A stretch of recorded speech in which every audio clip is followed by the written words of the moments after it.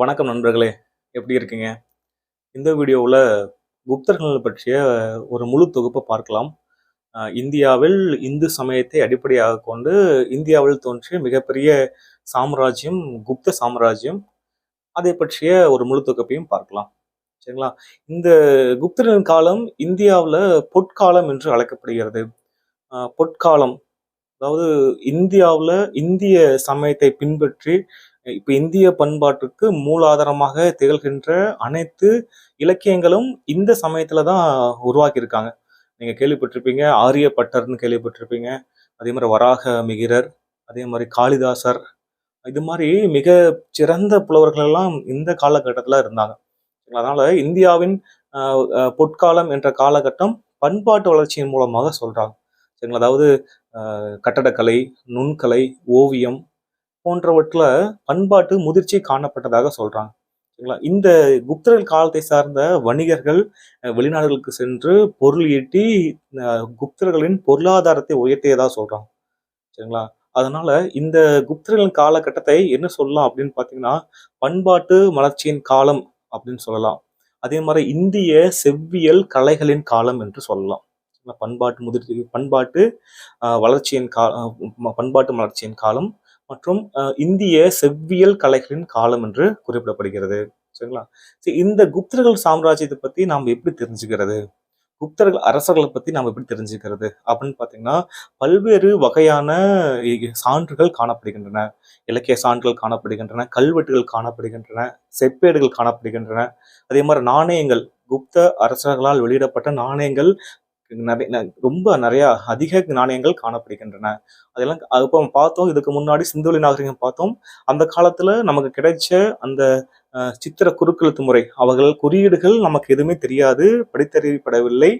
சில சான்றுகளை வச்சு இவங்க இப்படி வாழ்ந்திருக்கலாம்னு சொல்லியிருந்தோம்.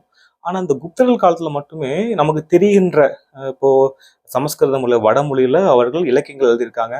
அந்த இலக்கியத்தை வச்சும் சான்றுகள் வச்சும் அவங்களுடைய வரலாற்றை தெளிவாக நாம காண முடிகிறது. சரிங்களா?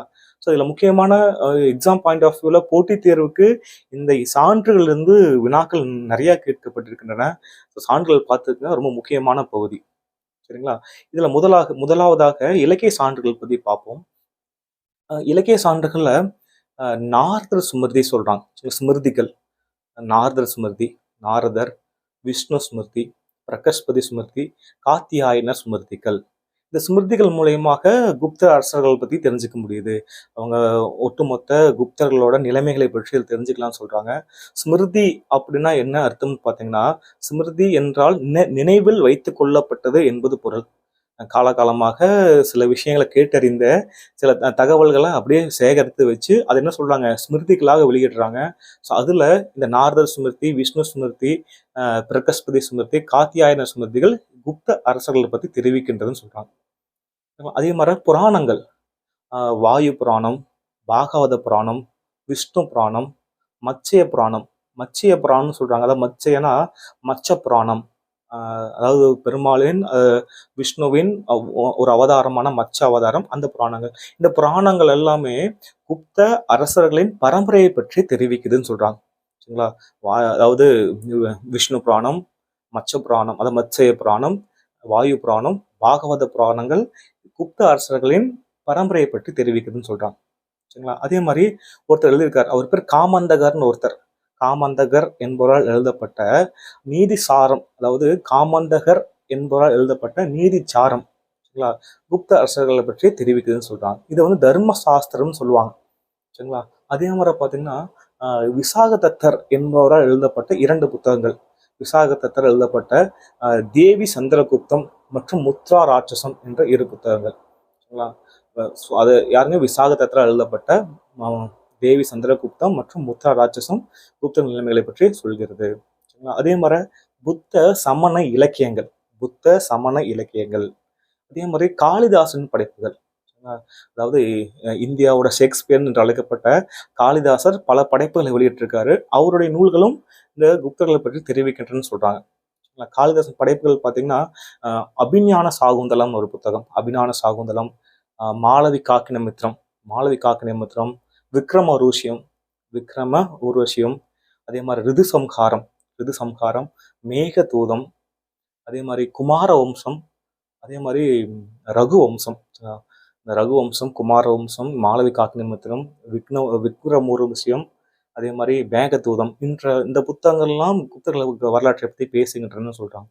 சரிங்களா? அதே மாதிரி ஹர்ஷரால் வெளியிடப்பட்ட நாடகங்கள். ஹர்ஷர் குப்த அரசுக்கு அடுத்த அரசானது பேரரசானது ஹர்ஷ பேரரசுன்னு சொல்லுவாங்க. ஹர்ஷர் எழுதப்பட்ட அதாவது ரத்னாவளி என்ற புத்தகம், பிரியதர்ஷிகா என்ற ஒரு புத்தகம், நாகநந்தா, அதுக்கு பேர் நாகானந்தம் சொல்லுவாங்க. நாகநந்தா, ரத்னாவளி, பிரியதர்ஷிகா ஆகிய நாடகங்கள் குப்த வரலாற்றை பேசுகின்றன சொல்லியிருக்காங்க. சரிங்களா? அதே மாதிரி இலங்கை நூல்கள் 2 நூல்கள் இருக்கு. தீபவம்சம், மகாவம்சம். இலங்கை நூல்களான தீபவம்சம், மகாவம்சமும் இதை பற்றி கூறுகின்றன அப்படின்னு சொல்றாங்க. சரிங்களா? அதே மாதிரி சீன பயணிகள், இந்தியாவுக்கு வருகை புரிந்த சீன பயணிகள், முதலாக இந்தியாவுக்கு வருகை புரிந்த சீன பயணி யாருன்னா இவர் நம்ம பாகியான்னு சொல்லுவாங்க, அல்லது பாஷியான்னு சொல்லுவாங்க. சரிங்களா? ஸோ பாகியானால் வெளியிடப்பட்ட போகோகி என்ற ஒரு புத்தகம். சரிங்களா? அதாவது பாகியான் குறிப்புகளை போகோகின்னு சொல்லுவாங்க. சரிங்களா? அதே மாதிரி ஹர்ஷர் காலத்துல இந்தியாவுக்கு வந்த சீன பயணி யுவான் சுவாங் குறிப்புகள். யுவான் சுவாங் குறிப்புகளை சியூகின்னு சொல்லுவாங்க. யுவான் சுவாங் குறிப்புகள் சியூகின்னு சொல்லுவாங்க. அதே மாதிரி இந்த யுவான் சுவாங் என்ன சொல்லுவாங்கன்னா, புனித யாத்திரிகளின் இளவரசன் என்று அழைக்கப்படுவர் யாருன்னா இந்த சீன பயணியான யுவான் சுவாங். இந்த குறிப்புகள் எல்லாமே யாரை பற்றி குறிக்கின்றன? குப்தர்கள் பற்றியும், குப்த அரசர் பற்றியும், அவருடைய சமூக பொருளாதார நிலைகள் பற்றியுமே குறிப்பிடுகிறது. சரிங்களா? ஸோ குப்தர்களின் பரம்பரை பற்றி தெரிவிக்கிறது இந்த புராணங்கள். குப்த அரசர்களோட அந்த சமய, பொருளாதார மற்றும் அவங்களுடைய அரசியல் நிலைமைகளை பற்றி சொல்வது யாருன்னா இந்த சீன பயணியான பாகியானின் குறிப்புகள் சொல்கின்றன. சரிங்களா? ஸோ அடுத்து பாருங்க, தொல்லியல் சான்றுகள். தொல்லியல் சான்றுகள்ல முதல்ல பார்த்தீங்கன்னா குப்த அரசர்களால் வெளியிடப்பட்ட நாணயங்கள், தங்க, வெள்ளி மற்றும் செம்பு நாணயங்கள். அந்த நாணயங்கள்ல உருவங்கள் பொறிக்கப்பட்டிருந்தன. அதில் பட்டங்கள், குப்த அரசர்கள் பட்டங்கள் என்னென்னு குறிப்பிடப்பட்டிருந்தன. சரிங்களா? அதே மாதிரி பார்த்தீங்கன்னா ஒரு இரும்பு தூண் கல்வெட்டு. சரிங்களா? 2ஆம் சந்திரகுப்தால் நிறுவப்பட்ட மெக்ரோலி இரும்பு தூண் கல்வெட்டு. அதே மாதிரி இரண்டாம் சந்திரகுப்தால் வெளியிடப்பட்ட உதயகிரி குகை கல்வெட்டு, அதே மாதிரி சாஞ்சி பாறை கல்வெட்டு, மதுரா பாறை கல்வெட்டு. இந்த 4ஐ வெளியிட்டது யாருன்னா 2ஆம் சந்திரகுப்தர். சரிங்களா? ஸோ இதன் மூலியமாகவும் நம்ம குப்தர்களை பற்றி தெரிஞ்சுக்க முடியுது. சரிங்களா? அதே மாதிரி அலகாபாத் தூண் கல்வெட்டு. அதே மாதிரி சமுத்திரகுப்தரால் வெளியிடப்பட்ட நாலந்தா செப்பேடு, கயா செப்பேடு, ஈரான் கல்வெட்டு. சரிங்களா? நாலந்தா செப்பேடு, கயா செப்பேடு மற்றும் ஈரான் கல்வெட்டு. ஈரான் கல்வெட்டு அது என்ன சொல்லுவாங்கன்னா ஏரான் கல்வெட்டுன்னு சொல்லுவாங்க. ஸோ ஈரான் என்பது இப்ப இருக்க ஈரான் நாடு கிடையாது. அது ஏரான் என்ற ஒரு பகுதி. குப்த பேரரசுல இருந்த ஒரு சின்ன மாகாணம் தான் என்னங்க இந்த ஏரான் பகுதி. அதுக்கப்புறம் பார்த்தீங்கன்னா அந்த 2ஆம் சந்திரகுப்தரால் வெளியிடப்பட்டதை பார்த்தோம். சமுத்திரகுப்தரால் வெளியிடப்பட்டது ஒரு 3 பார்த்தோம். பிளஸ் அலகாபாத் தூண் கல்வெட்டு.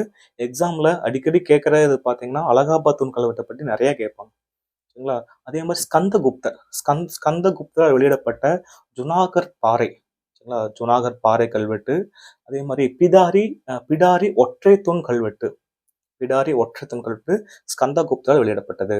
சரிங்களா? அதே மாதிரி புத்தகுப்தர் வெளியிட்டிருக்கார். புத்தகுப்தர் வெளியிடப்பட்ட பகர்பூர் செப்பு பட்டயம். புத்தகுப்தரால் வெளியிடப்பட்ட பகர்பூர் செப்பு பட்டயம்.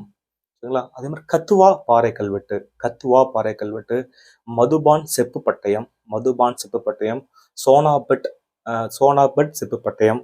அதே மாதிரி நாலந்தா களிமண் முத்திரை பொறிப்புன்னு சொல்றாங்க. சரிங்களா? அதாவது பிற்காலத்துல வந்த குப்தர்களால் வெளியிடப்பட்டது நாலந்தா களிமண் முத்திரைகள். சரிங்களா? ஸோ இந்த தொல்லியல் சான்றுகள்லாம் குப்தர்களை பத்தி நம்ம தெரிஞ்சுக்க முடியுது. சரிங்களா? இப்போ குப்த அரசர்களை பத்தி பார்க்கலாம். ஸோ இந்த தொல்லியல் சான்றுகளும் இதுக்கு முன்னாடி பார்த்து இலக்கிய சான்றுகளும் இதை ஃபுல்லா பார்த்துக்குங்க. இதுல இருந்து வினாக்கள் வரக்கு அதிக சான்ஸ் இருக்கு. சரிங்களா? அதிக வாய்ப்புகள் இருக்கின்றன. கண்டிப்பாக வினாக்கள் வந்திருக்கின்றன. நம்ம கொஸ்டின் ஏரியா பார்க்கும்போது பார்க்கலாம். சரிங்களா? ஸோ அடுத்து நம்ம குப்த அரசர்களின் வரிசைகளை பார்க்கலாம். அதாவது முதல்ல இந்த குப்த அரசை தோற்றுவித்தவர், குப்த அரசின் நிறுவனர் யாருன்னு பார்த்தீங்கன்னா ஸ்ரீகுப்தான்னு சொல்றாங்க. ஸ்ரீகுப்தா. அவருடைய காலம் பொது ஆண்டு 240 இருந்து 280 வரைக்கும் சொல்றாங்க ஸ்ரீகுப்தர். சரிங்களா? இரண்டாவதாக அவருடைய மகன் கடோத்கஜர். பொது ஆண்டு 280 இருந்து பொது ஆண்டு 319 வரைக்கும் இருக்கிறது யாருங்க? கடோத்கஜர். மூணாவதாக முதலாம் சந்திரகுப்தர். பொது ஆண்டு 319 அல்லது 320 இருந்து பொது ஆண்டு 335 வரைக்கும் இருக்குது. யாருன்னா முதல் சந்திரகுப்தர், முதலாம் சந்திரகுப்தர். சரிங்களா? முதலாம் சந்திரகுப்தருக்கு அப்புறம் வருது யாருன்னா சமுத்திரகுப்தர். அவருடைய காலம் பொது ஆண்டு 335 இருந்து பொது ஆண்டு 375 வரைக்கும் இருக்குது. யாருன்னா சமுத்திரகுப்தர். சரிங்களா? சமுத்திரகுப்தருக்கு அப்புறம் அவருடைய மகன் ராமகுப்தர். பொது ஆண்டு 375 இருந்து பொது ஆண்டு 380 வரைக்கும் ராமகுப்தர். ராமகுப்தருக்கு அப்புறம் அவருடைய சகோதரர் இரண்டாம் சந்திரகுப்தர் பொது ஆண்டு 380 இருந்து பொது ஆண்டு 415 வரைக்கும் இரண்டாம் சந்திரகுப்தர். சரிங்களா? அடுத்து முதலாம் குமாரகுப்தர். முதலாம் குமாரகுப்தர். அவருடைய காலம் பொது ஆண்டு 415 இருந்து 456 வரைக்கும் இருக்குது. யாருன்னா முதலாம் குமாரகுப்தர். சரிங்களா? அதுக்கப்புறம் ஸ்கந்தகுப்தர். பொது ஆண்டு 456 இருந்து 467 வரைக்கும் இருக்குது. யாருன்னா ஸ்கந்தகுப்தர். சரிங்களா? அதுக்கப்புறம் புருகுப்தர்னு ஒருத்தர். புருகுப்தர் பொது ஆண்டு 467 இருந்து பொது ஆண்டு 473 வரைக்கும் இருக்கு. யாருன்னா புருகுப்தர்னு ஒருத்தர். சரிங்களா? அடுத்து இரண்டாம் குமாரகுப்தர். பொது ஆண்டு 473 இருந்து பொது ஆண்டு 476 வரைக்கும். யாருன்னா இரண்டாம் குமாரகுப்தர். சரிங்களா? அடுத்து புத்தகுப்தர். புத்தகுப்தர் பொது ஆண்டு 476 இருந்து பொது ஆண்டு 495 வரைக்கும் இருக்குது. யாருன்னா இந்த புத்தகுப்தர். அதுக்கப்புறம் நரசிம்மகுப்தர். நரசிம்மகுப்தர் பொது ஆண்டு 495 இருந்து பொது ஆண்டு 530 வரைக்கும் இருக்குது. யாருன்னா நரசிம்மகுப்தர். அடுத்து மூன்றாம் குமாரகுப்தர் பொது ஆண்டு 530 இருந்து பொது ஆண்டு 540 வரைக்கும் மூன்றாம் குமாரகுப்தர். கடைசியாக விஷ்ணுகுப்தர் பொது ஆண்டு 540 இருந்து பொது ஆண்டு 550 வரைக்கும் இருக்கிறாருன்னா இந்த நம்ம கடைசியாக இருக்க விஷ்ணுகுப்தர். சரிங்களா? இப்போ இவ்வளோத்தையும் ஃபுல்லா பார்க்கணும்னா சிலருக்கு சில சிறப்பம்சங்கள் இருக்கு. அதை பொறுத்து நாம பார்க்கணும். இதுல பாத்தீங்கன்னா முதலாம் சந்திரகுப்தர் அவரை பத்தி ஃபுல்லா பார்க்கணும். அவரை பத்தி ஒரு 3-4 பாயிண்ட் தான் இருக்கு. அவரை பத்தி ஃபுல்லா பார்க்கணும். அதுக்கப்புறம் சமுத்திரகுப்தரை பத்தி பார்க்கணும்.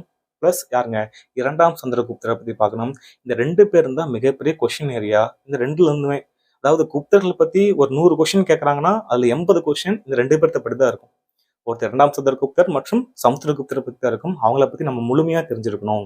சரிங்களா? சரி, மீதியெல்லாம் ஒவ்வொரு பாயிண்ட் தான் இருக்கும். இப்போ பார்த்தீங்கன்னா குமாரகுப்தர், முதலாம் குமாரகுப்தர் ஒரு இந்தியாவில் மிகச்சிறந்த, உங்களுக்கு தெரியும், ஒரு கல்லூரி, ஒரு உலகளாவிய புகழ்மிக்க ஒரு கல்லூரி, நாலந்தா பல்கலைக்கழகத்தின் நிறுவனர் யாருன்னா முதலாம் குமாரகுப்தர். சரிங்களா? ஸ்கந்தகுப்தர் எடுத்துக்கிறோம்னா அதுல ஒரே ஒரு பாயிண்ட் என்னங்க, ஹூனர். அதாவது ஹூனர்களை வென்றவர், ஹன்ஸ்ன்னு சொல்லுவாங்க. சரிங்களா? ஹூனர்களை வென்றவர் யாருங்க, இந்த ஸ்கந்தகுப்தர். சரிங்களா? சரி, இந்த ஒவ்வொருத்த பத்தி ஒரு பாயிண்ட் ரொம்ப இம்பார்ட்டண்டா இருக்கும். சமுத்திரகுப்தரை பத்தியும் இரண்டாம் சந்திரகுப்தரை பத்தியும் நிறைய நிறைய நிறைய குறிப்புகள் இருக்கின்றன. அதை பத்தி ஃபுல்லா பார்க்கலாம். சரிங்களா? ஸோ முதல்ல ஸ்ரீகுப்தர் பாவம். ஸ்ரீகுப்தர் இவருடைய காலகட்டம் பொது ஆண்டு 240 இருந்து பொது ஆண்டு 280 வரைக்கும். சரிங்களா? இவர் குப்த பேரரசை தோற்றுவித்தவர், குப்த அரசின் நிறுவனர்னு சொல்றாங்க. சரிங்களா? அதாவது இவர் மிகப்பெரிய அரசர்லாம் கிடையாது. அதாவது நம்ம பீகார் பகுதியில பாட்னா, இப்போ உங்களுக்கு தெரியும் பீகாரின் தலைநகரம் பாட்னா. அந்த காலத்துல பாடலிபுத்திரம் சொல்லுவாங்க. சரிங்களா? இந்த பாடலிபுத்திரத்தை தலைநகராக கொண்டு ஒரு சின்ன அரசை தோற்றுவித்தவர் இந்த ஸ்ரீகுப்தர். சரிங்களா? அந்த பாட்னா பகுதியில சின்ன பகுதி இந்த பாடலிபுத்திரம்.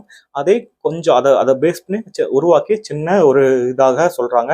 இவர் நிலப்பிரபுவா இருந்திருக்கலாம்னு சொல்றாங்க. நிலப்பிரபுத்துவம் கொள்கை ஞாபகம் வச்சுக்கோங்க. ஒரு மிகப்பெரிய அரசுல சின்ன பகுதியே தன்னிடம் வைத்திருந்த அந்த நிறுவனர் என்ன சொல்லுவாங்கன்னா இந்த நிலப்பிரபுன்னு சொல்லுவாங்க. சரிங்களா? ஸோ அதை பார்த்துக்குங்க. இரண்டாவது கடோத்கஜர். இந்த ஸ்ரீகுப்தரோட மகன் கடோத்கஜர். சரிங்களா? ஸோ இவரை பற்றிய தகவல்கள் நிறைய நமக்கு கிடைக்கல. ஸ்ரீகுப்தாரும் இந்த கடோத்கஜரும் 2 பேரும் மகாராஜா என்ற நிலையில் இருந்ததுன்னு சொல்றாங்க. 2 பேரும் என்னங்க, மகாராஜா என்ற நிலையில் இருந்தனர். 2 பேரும் மகாராஜா என்று அழைக்கப்பட்டனர். அவர் அதாவது பாடலிபுத்திரத்தை தலைமையிடமாக கொண்டு 2 பேரும் ஆட்சி செய்தாங்க. சரிங்களா? கடோத்கஜரோட அவருடைய அந்த ஆண்டுகள் பார்த்தீங்கன்னா பொது ஆண்டு 280 இருந்து பொது ஆண்டு 319 அல்லது 320 சொல்றாங்க. சரிங்களா? ஸோ இது கடோத்கஜரோட இந்த ஸ்ரீகுப்தர் பத்தி எப்படி கொஸ்டின் கேட்பாங்கன்னா, குப்த அரசை தோற்றுவித்தவர் யாருன்னு கேட்பாங்க. சரிங்களா? அதே மாதிரி இரண்டாவது அரசர் யாருன்னு கேட்பாங்க, அது கடோத்கஜர். ஸ்ரீகுப்தரோட மகன் தான் யாருங்க, கடோத்கஜர். ஸோ மூணாவது நாம் பார்க்க போறது நம்ம முதலாம் சந்திரகுப்தர். முதலாம் சந்திரகுப்தர் கடோத்கஜரோட மகன் தான் இந்த முதலாம் சந்திரகுப்தர். சரிங்களா? இவருடைய காலம் பார்த்தீங்கன்னா பொது ஆண்டு 319 அல்லது 320ல இருந்து பொது ஆண்டு 335 வரைக்கும் அவர் ஆட்சி செய்திருக்காரு. சரிங்களா? ஸோ இவரை நாம் பார்த்தோம், ஸ்ரீகுப்தரும் அதே மாதிரி கடோத்கஜரும் மகாராஜா என்று அழைக்கப்பட்டார்கள் இல்லையா? இவருக்கு இன்னொரு பேர் கொடுக்குறாங்க, மகாராஜா அதிராஜா என்று அழைக்கிறார்கள். சரிங்களா? மகாராஜா அதிராஜா சேர்த்து படிச்சீங்கன்னா மகா, அதாவது மகாராஜாதிராஜா. சரிங்களா? மகாராஜா அதிராஜா, மகாராஜாதிராஜன், அதாவது அரசர்களின் அரசன் என்று அழைக்கப்பட்டார். சரிங்களா? இவருக்கு ஒரு பட்டம் கொடுத்துருக்காங்க, மகாராஜாதிராஜன் என்ற பட்டம். அரசர்களின் அரசன் சொல்றாங்க. ஸோ முதலாக பேரரசர், அதாவது குப்த அரசின் முதல் பேரரசர் யாருன்னா இந்த முதலாம் சந்திரகுப்தர். சரிங்களா? ஸோ அவங்க ரெண்டு பேரும், ஸ்ரீகுப்தரும் கடோத்கஜனும் அரசனாக இருந்தாங்க, மகாராஜாவா இருந்தாங்க. இவர் என்னங்க ஒரு பேரரசராக. சரிங்களா?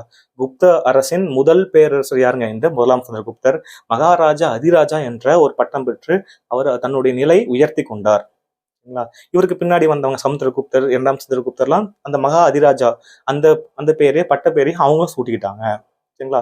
இந்த சின்ன அரசானது மிகப்பெரிய பேரரசாக எப்படி மாறுச்சு அப்படின்னு பாத்தீங்கன்னா, இவர் ஒரு திருமண உறவை வைத்துட்டார். சரிங்களா?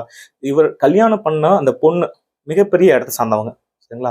ஸோ முற்காலத்துல, அதாவது மகாஜன பதங்கள்னு சொல்லுவாங்க, கனசங்கம் என்று அழைக்கப்படுகின்ற ஒரு, அதாவது வைசாலி அந்த பகுதியை சார்ந்த லிச்சாவி மரபை சார்ந்த ராணி குமாரதேவி என்ற இளவரசியை இவர் திருமணம் செய்துகிறார். சரிங்களா? ஸோ முதலாம் சந்திரகுப்தரோட மனைவி பேர் என்னன்னா ராணி குமாரதேவி. அவர் லிச்சாவி, அதாவது அந்த நேபாள் பகுதிக்கும் அந்த நேபாள பகுதியில இருக்க அந்த ஒரு ஒரு ஒரு அரச மரபை என்ன சொல்லுவாங்கன்னா லிச்சாவின்னு சொல்லுவாங்க. லிச்சாவிலேருந்து என்ன பண்றாங்க, ஒரு பொண்ணை எடுத்து அவருக்கு மேரேஜ் பண்ணிக்கிறாங்க. கல்யாணம், இந்த திருமண உறவுக்கு அப்புறம் தான் இந்த குப்த அரசு மிகப்பெரிய பேரரசாக வளர்ந்ததுன்னு சொல்றாங்க. சரிங்களா? ஸோ திருமண உறவின் மூலமாக அவருடைய நிலை, அதாவது அரசனாக இருந்த அவருடைய நிலை என்னங்க பேரரசராக உயர்ந்ததுக்கு இந்த திருமண உறவு காரணம் என்று சொல்றாங்க. லிச்சாவி மரபை சார்ந்த ராணி குமாரதேவி என்பவரை மனம் முடித்து கொண்டவர் யாருங்க? இந்த முதலாம் சந்திரகுப்தர். சரிங்களா? ஸோ அவருடைய பட்டம் என்ன பட்டங்க? மகா ராஜாதிராஜா என்ற பட்டம். அவர் என்ன பண்றாருன்னா, அவருடைய போர் வெற்றிகள் குறித்து இந்த பாடலிபுத்திரம், இந்த உத்தரப்பிரதேசம், அவருடைய முதலாம் சந்திரகுப்தரோட அந்த ஆட்சி எல்லை பார்த்தீங்கன்னா, முதல்ல பாடலிபுத்திரம் தான் தலைநகரம். அங்கிருந்து கொஞ்சம் உத்தரப்பிரதேசம் சார்ந்து கொஞ்சம் அதனுடைய அரசாங்கம் கொஞ்சம் விரிவாக்கம் பண்ணுச்சுன்னு சொல்லியிருக்காங்க. அவருடைய பரவலான போர் வெற்றிகளை பற்றி குறிப்பிடுறது யாருன்னு பார்த்தீங்கன்னா, மெக்ரோலி இரும்புத்தூண் கல்வெட்டு. சரிங்களா? ஞாபகம் வச்சுக்கோங்க. முதலாம் சந்திரகுப்தரின் சாதனைகளை பற்றியும் பரவலான போர் வெற்றிகளை பற்றியும் குறிப்பிடுவது மெக்ரோலி இரும்புத்தூண் கல்வெட்டு. மெக்ரோலி இரும்புத்தூண் கல்வெட்டு யாரால் நிறுவப்பட்டதுன்னு பார்த்தீங்கன்னா, இரண்டாம் சந்திரகுப்தரால் நிறுவப்பட்டது. சரிங்களா? இந்த மெக்ரோலி இரும்புத்தூண் கல்வெட்டு இப்போ குதிப்பினார் வளாகத்துல இருக்கு. அதாவது 1500 வருஷம் கடந்தா கூட இப்போ துருப்பிடிக்காம இருக்க ஒரு ஒரு அதாவது வேதியியல் உலோக கலைக்கு எடுத்துக்காட்டாக விளங்குறது என்னங்க? இந்த மெக்ரோலி இரும்புத்தூண் கல்வெட்டு. சரிங்களா? இதுக்கப்புறம் பொது ஆண்டு 335ல இவர் என்ன பண்றாருன்னா, முதலாம் சந்திரகுப்தர் தன்னுடைய வாரிசாக சமுத்திரகுப்தரை நியமிக்கிறார். சரிங்களா? ஸோ சமுத்திரகுப்தர் பொது ஆண்டு 335ல அவர் பட்டம் ஏற்று அவர் பேரரசராக முடிசூட்டுகிறாரு. அவருடைய சமுத்திரகுப்தரோட ஆளுமை மற்றும் வீரம், அவருடைய செயலாற்றல் இதெல்லாம் பார்த்து என்ன பண்றாருங்க முதலாம் சந்திரகுப்தர் தன்னுடைய வாரிசாக 335ல் யார் நியமிக்கப்படுறாங்க? சமுத்திரகுப்தர் நியமிக்கப்படுறாரு. சரிங்களா? சமுத்திரகுப்தரோட அவருடைய காலம் பார்த்தீங்கன்னா பொது ஆண்டு 335ல இருந்து பொது ஆண்டு 375 வரைக்கும். ஸோ பார்ப்போம், சமுத்திரகுப்தரை பத்தி பார்க்கலாம். சமுத்திரா என்ற பொருள், சமுத்திரம் என்ன அர்த்தங்க? உங்களுக்கு தெரியும், கடல் என்பது பொருள். அப்போ என்ன பண்றாருன்னா, இவர் முதலாக குப்த அரசின் எல்லையை சமுத்திரம், கடல் வரைக்கும் என்ன பண்றாருங்க, விரிவாக்கம் பண்றாரு. சரிங்களா? முக்கியம் வங்கக்கடல் ஓரமா மேலை கங்கை சமவெளியை சார்ந்த பகுதிகளோட ஒரு பகுதி விரிவாக்கம் செய்யப்படுகிறது. சரிங்களா? இவர் போர் வெற்றிகள் நிறைய பண்ணியிருக்காரு. சரிங்களா? இவர் என்ன போர் வெற்றிகள் நிறைய குவிச்சிருக்காரு. ஸோ இவரை பற்றி மிக முக்கியமா எங்க கேட்பாங்கன்னு பார்த்தீங்கன்னா, அலகாபாத்தூன் கல்வெட்டு கேட்பாங்க. சரிங்களா? அலகாபாத்தூன் கல்வெட்டு இவருடைய அமைச்சர், சமுத்திரகுப்தரின் அமைச்சர் அல்லது அவைக்கள புலவர், அவர் பேர் ஹரிசேனர். சரிங்களா? ஹரிசேனர் என்ன பண்றாருங்க, சமுத்திரகுப்தரை பற்றி அந்த அலகாபாத்தூன்ல அப்படி எழுதி வைக்கிறார். சரிங்களா? ஸோ அதுக்கு பேர் என்ன சொல்லுவாங்கன்னா, பிரயாகை மெய்கீர்த்தின்னு சொல்லுவாங்க. பிரயாகை பிரசஸ்தி மெய்கீர்த்தி என்று பொருள். பிரசஸ்தினா என்னன்னா ஒருவரை பற்றி புகழ்ந்து பாடுதல். சரிங்களா? அதாவது ஒரு அரசனை பற்றி ஒரு புலவர் புகழ்ந்து பாடுதல் என்ன சொல்லுவாங்கன்னு பாத்தீங்கன்னா பிரசஸ்தின்னு சொல்லுவாங்க. சரிங்களா? மன்னரை பற்றிய புகழ்ந்து புலவர் பாடியிருக்காரு, என்னங்க பிரசஸ்தின்னு சொல்லுவாங்க. ஸோ பிரயாக பிரசஸ்தி, பிரயாகை உங்களுக்கு தெரியும், பிரயாக் ராஜ். இந்த பகுதி அலகாபாத் பகுதி பிரயாக்ராஜ் என்று பெயர் மாற்றம் செய்யப்பட்டது. சரிங்களா? ஸோ அந்த பிரயாக் அங்க இருக்க அந்த அலகாபாத் அந்த ஒரே ஒரு ஒற்றை தூண் கல்வெட்டு 35 அடி உயரம் கொண்ட அந்த தூண்ல யாரை பத்தி எழுதியிருக்காங்க? சமுத்திரகுப்தரை பத்தி யார் எழுதியிருக்காரு? ஹரிசனர் எழுதி வச்சிருக்காரு. இதை பத்தி கொஸ்டின்ஸ் கேட்டே இருப்பாங்க. சமுத்திரகுப்தரை பற்றி, சாதனைகளை பற்றி அலகாபாத்துன் கல்வெட்டிலும் குறித்தவர் யாருன்னு கேட்பாங்க? ஹரிசனர். அதே மாதிரி ஹரிசனர் யாருடைய அவைக்கள புலவர்னு கேட்பாங்க. யாருடைய அவைக்கள புலவருங்க? சமுத்திரகுப்தரோட அவைக்கள புலவர். சரிங்களா? என்னதுன்னா எத்தனை லைன் பாத்தீங்கன்னா 33 வரிகள் எழுதியிருக்காரு. 33 வரிகள்ல நாகரி வரி வடிவத்துல, 33 வரிகளில் நாகரி வரி வடிவத்தில் சமஸ்கிருத மொழியில் எழுதப்பட்டுள்ளது. சமஸ்கிருத மொழி அல்லது வடமொழியில் எழுதப்பட்டுள்ளது. அவரை பற்றிய போர் வெற்றிகள் பத்தியும் இந்த குப்தர்களோட அவங்களுடைய வரலாற்றை பத்தியும் எழுதியிருக்காங்க. ஸ்ரீகுப்தர்னா யாரு, கடோத்கச்சனா யாரு, ஸ்ரீகுப்தர் தன்னுடைய வழி வந்த, அதாவது ஸ்ரீகுப்தரை முதல் அரசர் என்றும், கடோத்கச்சர் தன்னுடைய தாத்தா என்றும், முதல் சந்திரகுப்தர் தன்னுடைய அப்பா என்றும் அதில் குறிச்சு வச்சிருக்காரு. சரிங்களா? ஸோ முக்கியமா அவர் அதை பத்திலாம் பெருமையா பேசாம நான் லிச்சாவி தௌஹித்ரன் சொல்றாரு. சரிங்களா? லிச்சாவி தௌஹித்ரன், என்னுடைய அம்மா லிச்சாவி மரபை சார்ந்தவர் அப்படின்னு என்ன பண்றாங்க? புகழ்பட கூறுறார். சரிங்களா? லிச்சாவி மரபை சார்ந்த தன்னுடைய அம்மா வழி வந்த அவருடைய மகன் நான் அப்படின்ட்டு பெருமை கொள்றார். அப்பா வழியை விட அம்மா வழி என்ன அவர் பெருமை கொள்றாருன்னா, லிச்சாவி என்ற மரபு இந்தியாவில் எந்த அளவுக்கு நல்ல உயர்ந்ததாக கருதப்பட்டிருக்கும். சரிங்களா? ஸோ இதுதான் லிச்சாவி தௌஹித்ரன் என்று அவர் குறிப்பிட்டிருக்காரு. சரிங்களா? ஸோ இந்த அலகாபாத்தூன் கல்வெட்டு ஞாபகம் வச்சுக்கோங்க. அலகாபாத்தூன் கல்வெட்டு வந்து சமுத்திரகுப்தரால் உருவாக்கப்பட்டது கிடையாது. சரிங்களா? அது அசோகரால் உருவாக்கப்பட்டது. அசோகரால் நிறுவப்பட்ட ஒற்றை தூண் கல்வெட்டு பிற்காலத்துல அலகாபாத்ல கொண்டு வந்து வைத்திருந்தாங்க. சரிங்களா? ஸோ அசோகர் நிறுவனது எங்கன்னு பாத்தீங்கன்னா, இது கொஞ்சம் குழப்பறமா இருக்கலாம். ஞாபகம் வச்சுக்கோங்க. அசோகர் இந்த ஒற்றை தூண் கல்வெட்டை எங்க நிறுவனார்னா கௌசாம்பி என்ற இடத்துல நிறுவனார். கௌசாம்பி என்ற அந்த இடத்துல நிறுவப்பட்டதுதான் அந்த ஒற்றை தூண் கல்வெட்டு. பிற்காலத்துல முகலாய பேரரசுல ஜஹாங்கீர் என்பவர் என்ன பண்றாருன்னா, அந்த கௌசாம்பி நிறுவப்பட்ட அந்த ஒற்றை தூண் கல்வெட்டு கொண்டு வந்து எங்க நிறுவாருங்க? இப்ப இருக்க அலகாபாத் பெயர் மாற்றம் செய்யப்பட்டது பிரயாக் ராஜ்னு சொல்றாங்க இல்லையா, அங்க கொண்டு வந்து நிறுவுறாரு. அந்த கல்தூண் கல்வெட்டு, அந்த அலகாபாத்தூன் கல்வெட்டுல யாரை பத்தி? அசோகரை பத்தி இருக்கு. அசோகரோட ஆணைகள் பற்றி இருக்கு. அசோகரோட மனைவியை பற்றி இருக்கு. மூணாவது யாருங்க? நம்ம சமுத்திரகுப்தரை பத்தி இருக்கு. சமுத்திரகுப்தரை பத்தி எழுந்து யாரு? ஹரிசேனர். லாஸ்டா கடைசியா ஜஹாங்கீர் கொண்டு வந்தார் இல்லையா, ஜஹாங்கீரும் அவரை பற்றி, அவருடைய வழி வந்த பரம்பரையை பத்தி எல்லாம் குறிச்சு வச்சிருக்காரு. சரிங்களா? அப்போ அந்த அலகாபாத்தூன் கல்வெட்டுங்கிறது அசோகரால் நிறுவப்பட்ட கல்வெட்டு. அலகாபாத் கொண்டு வரப்பட்ட ஜஹாங்கீரால. அது எங்க இருக்கு? அலகாபாத்ல இருக்கு, அதாவது பிரயாக்ராஜ்ல இருக்கு. அதனால நம்ம என்ன சொல்றோம்? அதை பிரயாகை மெய்கீர்த்தின்னு சொல்றோம், அலகாபாத்தூன் கல்வெட்டுன்னு சொல்றோம். ஸோ அலகாபாத்தூன் கல்வெட்டு சமுத்திரகுப்தரோட அவரால் நிறுவப்பட்டது கிடையாது. அசோகரோட கல்வெட்டுல சமுத்திரகுப்தரை பத்தி எழுந்து யாருன்னா இந்த ஹரிசேனர். அசோகரால் நிறுவப்பட்ட அந்த கல்தூண்ல இந்த சமுத்திரகுப்தரை பற்றி சமஸ்கிருத மொழி எழுதியவர் யாருங்க? இந்த ஹரிசேனர். சரிங்களா? இந்த ஹரிசேனர் சொன்ன இல்லையா, பிரசஸ்தின்னு சொன்ன ஒருத்தரை பத்தி புகழ்ந்து பாடுதல். அது ஏங்க கல்தூண் எழுதுறாங்க அப்படின்னு பாத்தீங்கன்னா, அதாவது அரசரை பற்றி புகழ்ந்து பாடுதல் என்ன சொல்றாங்க? அந்த புகழ்ச்சி பேரு என்ன சொல்றாங்கன்னு பார்த்தா பிரசஸ்தின்னு சொல்றாங்க இல்லையா, அதை மக்கள் தெரிந்து கொள்ள வேண்டும் என்பதற்காக தூண்கள்ல கல்வெட்டுகளை பொருத்தி வைப்பாங்க, பட்டயங்கள் எழுதி வைப்பாங்க. ஸோ பல்வேறு இடத்துல என்ன பண்ணாங்க? பொறிச்சு வைப்பாங்க. அதான் என்ன பண்ணியிருக்காங்க? நம்ம சமுத்திரகுப்தரோட போர் வெற்றிகளை பற்றி மக்கள் தெரிந்து கொள்ள வேண்டும் என்ற நோக்கத்திற்காக பொறிக்கப்பட்டதா என்னங்க அந்த அலகாபாத் கல்வெட்டு. சரிங்களா? அதுல சமுத்திரகுப்தரை பத்தி ஒண்ணு இருக்கு. அதாவது 100 போர்களின் வீரன் என்று அழைக்கப்படுறார். 100 போர்களின் வீரன் யாருங்க? இந்த சமுத்திரகுப்தர். எல்லா போர்லயுமே வெற்றி பெற்றிருக்காருன்னு சொல்றாங்க. போர் வெற்றிகளை பத்தி அதுல குறிப்பிட்டிருக்காங்க. சரிங்களா? அதே மாதிரி பாத்தீங்கன்னா அந்த போர் வெற்றிகள் 4 விதமான போர் வெற்றிகள். ஞாபகம் வச்சுக்கோங்க.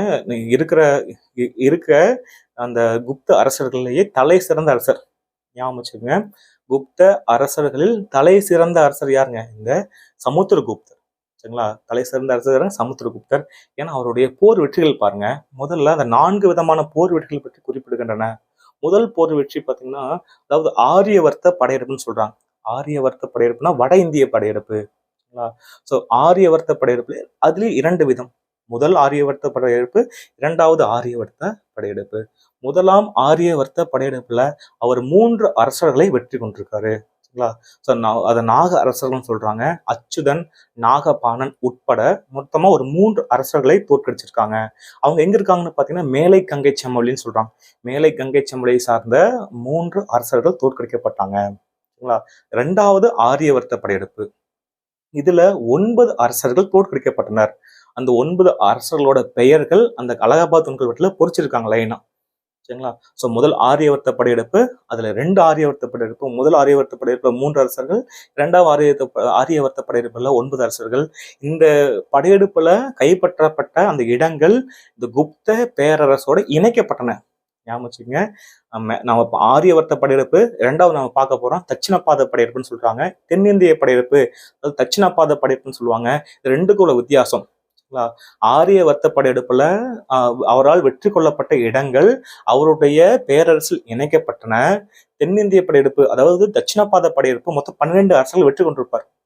தட்சிணபாத படையெடுப்பு என்று அழைக்கப்படுகின்ற தென்னிந்திய படையெடுப்புல 12 அரசர்கள் தோற்கடிக்கப்பட்டிருப்பாங்க. அவங்க பகுதிகள் திரும்பி அந்த அரசர்களிடமே ஒப்படைக்கப்பட்டன. சரிங்களா? அந்த தட்சிணபாதத்துக்கும் ஆரியவர்த்தத்துக்கும் இதுதான் டிஃபரன்ஸ். ஆரியவர்த்த படையெடுப்புல பகுதியில் இணைக்கப்பட்டன. தட்சிணபாத படையெடுப்புல அந்த பகுதி வெற்றி பெற்ற இடங்கள் திருப்பி அவரிடமே கொடுக்கப்பட்டன. சரிங்களா? இதுல ஏன்னா இது அவருடைய பரப்பு மிகப்பெரிய பரப்பு. சரிங்களா? தட்சிணபாத படையெடுப்பு பாத்தீங்கன்னா எங்க ஆரம்பிப்பார்னா பாடலிபுத்திரத்தை ஆரம்பிச்சு 12 அரசர்களை வெற்றி கொள்வார். இந்தியாவோட அந்த கிழக்கு கடற்கரை ஓரமாக இருக்க நகரங்கள். சரிங்களா? அதை பத்தி ரொம்ப, ஏன்னா அதுல யாரு வராங்கன்னு பாத்தீங்கன்னா 12 அரசர்கள்ல காஞ்சிபுரத்தை சார்ந்த பல்லவ மன்னன் விஷ்ணுகோபன் வருவார். சரிங்களா? கேட்டிருக்காங்க. சமுத்திரகுப்தரோட சமகால பல்லவ மன்னன் யாருங்க? இந்த விஷ்ணுகோபன். சரிங்களா? ஸோ ஸ்டார்டிங்ல பாருங்க, அதாவது பாடலிபுத்திரத்துல இருந்து ஆரம்பிப்பாரு. ஸோ ஸ்டார்டிங்ல பாத்தீங்கன்னா கோசலம், தட்சிணபாத படையெடுப்புல தோற்கடிக்கப்பட்ட அந்த மன்னர்களின் பெயர்களும் இந்த அலகாபாத் தொல்கல்வெட்டுல அப்படியே பொறிச்சு வச்சிருக்காங்க. சரிங்களா?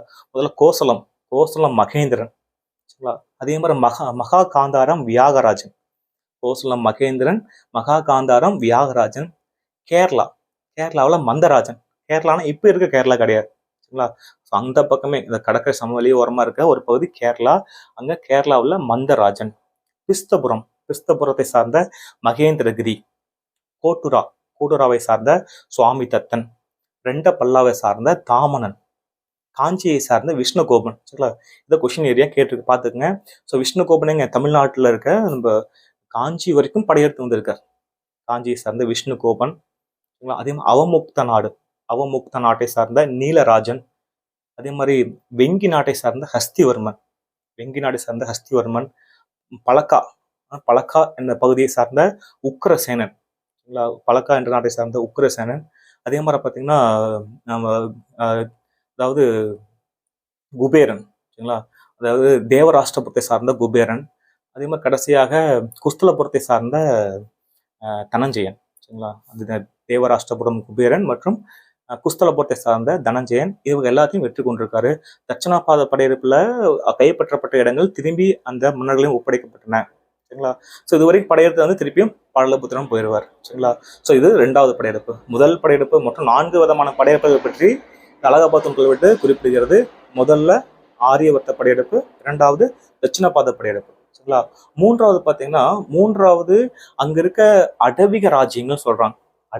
அடவின்னு என்னங்க? காடுன்னு அர்த்தம். சரிங்களா? அடவிக ராஜ்யங்கள்லாம் காட்டு, அதாவது காடுகள்ல இருந்த வனங்கள்ல இருந்த காட்டு ராஜாக்கள். காட்டு ராஜாக்கள் 18 பேர், 18 அரசர்கள். சரிங்களா? காட்டு ராஜாக்கள் 18 அரசர்கள். அதே மாதிரி பழங்குடியினர், பழங்குடியினர் ஒரு 9 அரசர்கள். சரிங்களா? அதே மாதிரி பாத்தீங்கன்னா அதாவது குடியரசு குழுக்கள்னு சொல்றாங்க. குடியரசு குழுக்கள் ஒரு 11 குழுக்கள்னு சொல்றாங்க. அதாவது குப்த பேரரசோட எல்லைகள் அமைஞ்சிருந்த இந்த குடியரசு குழுக்கள். மேல நேபாளம், சைட்ல பாத்தீங்கன்னா சமந்தாரான், சமந்தாரான் ஒரு பகுதி. அதே மாதிரி மேல பாத்தீங்கன்னா காமரூபா, காமரூபா. அதே மாதிரி மேல பாத்தீங்கன்னா இங்க யுதேயர்கள். யுவதேயர்கள் சொல்லுவாங்க, யோதேயர்கள். ஸோ இந்த பகுதியில் உட்பட ஒரு 11 குழுக்கள் என்ன பண்றாங்க, இவங்க இந்த சமுத்திரகுப்தருக்கு தன்னுடைய மகள்களை திருமணம் செய்து வைக்கிறாங்க. சரிங்களா? அதாவது சமுத்திரகுப்தரை அவங்க ஏத்துக்கிறாங்க. நாங்க உங்களிடம் பணிந்து செல்கிறோம் என்று சமுத்திரகுப்தரிடம் பணிந்து போறாங்க. அவரால் கருட முத்திரையிடப்பட்ட ஒரு பட்டயம் வழங்கப்படுகிறது இவங்களுக்கெல்லாம். சரிங்களா? அப்போ அந்த கருட முத்திரையிடப்பட்ட பட்டயங்களை வாங்கி வச்சுக்கிட்டா அவங்க என்னங்க, அந்த ராஜ்யங்கள் சேஃபா வாழலாம், பாதுகாப்பா இருக்கலாம். நாங்கள் யாருக்கு உட்பட்டு இருக்கிறோம், சமுத்திரகுப்தருக்கு உட்பட்டு இருக்கிறோம் என்று வெளிப்படையாக அது ஒரு பட்டயம் வழங்கப்படுகிறது. முக்கியமா கருட முத்திரை, குப்தர்களோட முத்திரை என்னங்க, கருடன். அதாவது விஷ்ணுவோட வாகனம் என்னங்க, ஸோ கருடன். கருட முத்திரை வழங்கப்படுகிறது. சரிங்களா? இது மூன்றாவதாக அடவிக ராஜ்யங்கள் மற்றும் அந்த குடியரசு குழுக்கள்னு சொல்லி சொல்றாங்க. சரிங்களா? நான்காவதாக இந்த வெளிநாடுகள்ல இருந்த அவருடைய கொள்கை என்ன, வெளிநாடுகள் மீதான கொள்கை. முக்கியமா என்ன சொல்றாங்கன்னா, ஒரு 3 பகுதிகளை பற்றி சொல்றதுக்கு அதுல இந்த அலகாபாத் கல்வெட்டுல பொறிச்சிருக்காங்க. என்னன்னு பாத்தீங்கன்னா, முதல்ல குஷான் அரசு. சரிங்களா? குஷான் அரசுல பாத்தீங்கன்னா அவருடைய பேரு தெய்வபுத்திர சாஹி என்ற ஒருத்தர். தெய்வபுத்திர சாஹி என்ற ஒருத்தர். அவர் என்ன சொல்றாங்கன்னா, அவருடைய பட்டப்பேர் வந்து ஷஷானு சாகின்னு சொல்றாங்க. சரிங்களா?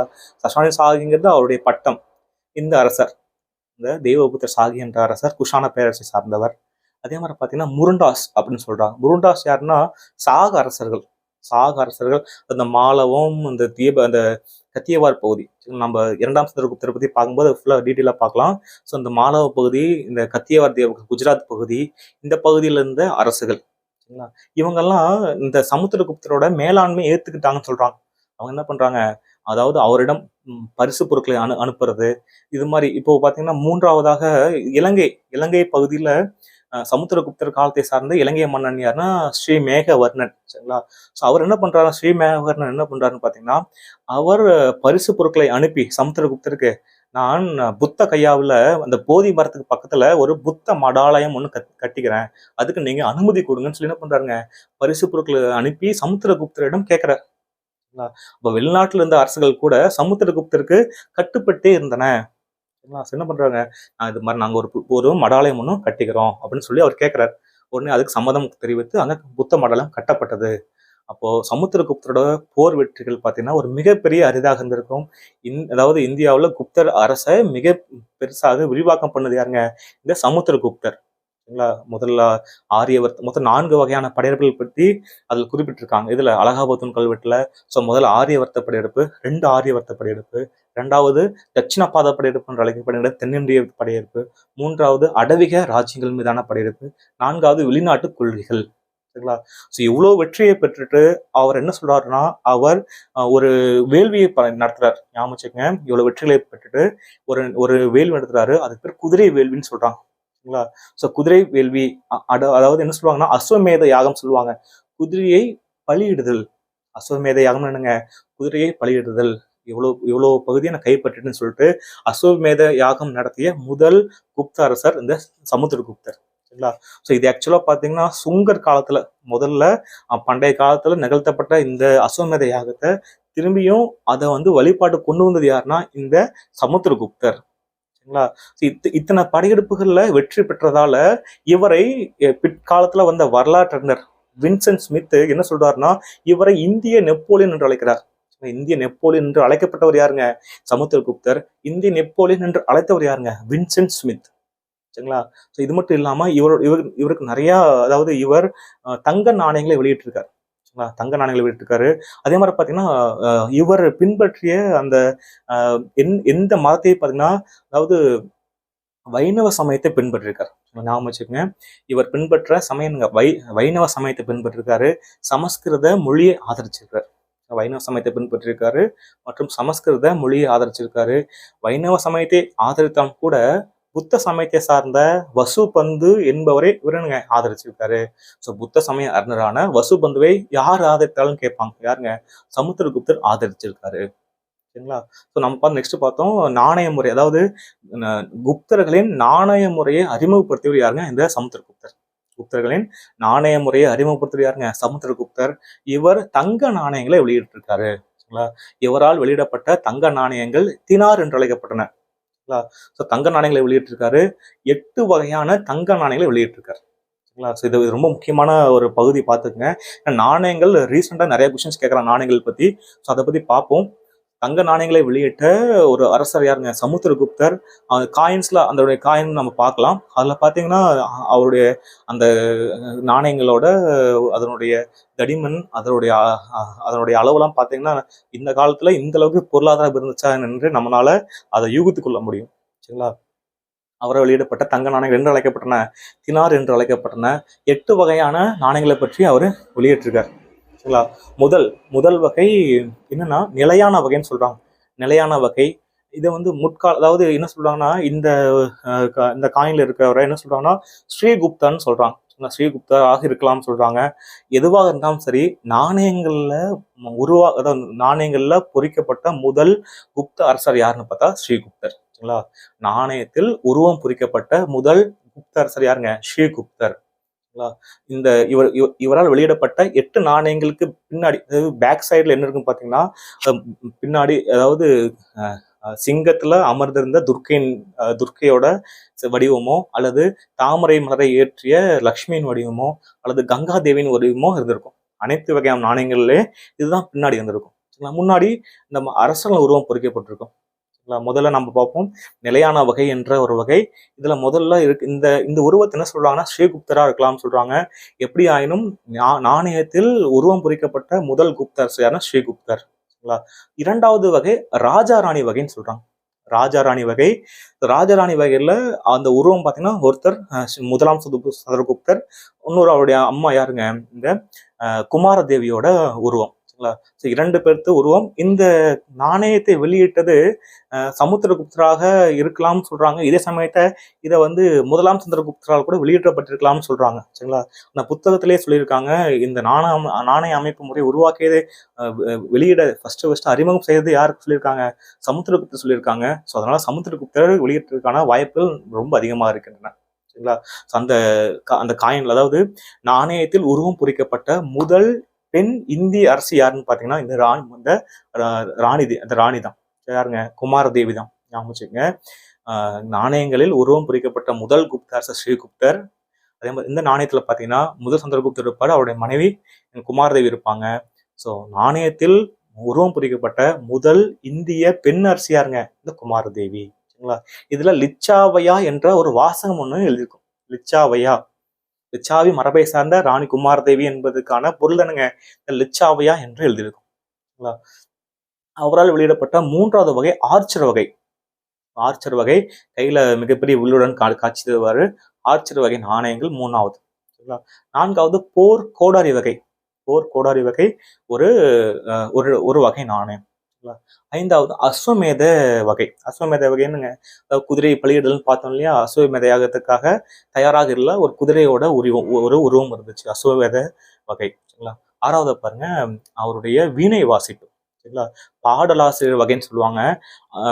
சமுத்திரகுப்தருக்கு என்ன திறமை இருந்ததுன்னு பார்த்தீங்கன்னா, கவிதை எழுதுவாரு பிளஸ் வீணை வாசிப்பார்.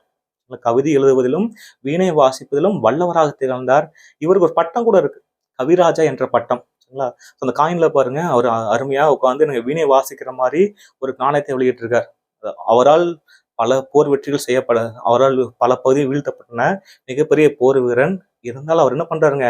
நான் அவ்வளோ பெரிய போர் வீரனா இருந்தாலும் எனக்குன்னு ஒரு சாஃப்ட் ஒரு மனசு இருக்கு, எனக்குன்னு ஒரு இலகிய மனசு, எனக்கு இது மாதிரி இசையை பிடிக்கும் என்று இசை பிரியராக அந்த வீணை வாசிப்பது அந்த காயினை நாணயத்தை வெளியிடுவர் யாருங்க? இந்த சமுத்திரகுப்தர். அவருடைய இன்னொரு மறுபக்கம் என்னங்க? இந்த சமுத்திரகுப்தர் என்ன பண்ணியிருக்காருங்க? அவர் கவிராஜா என்று அழைக்கப்படுகிறார். சரிங்களா? இது என்னங்க? இது இந்த பாடலாசிரியர் வகை நாணயம். சரிங்களா?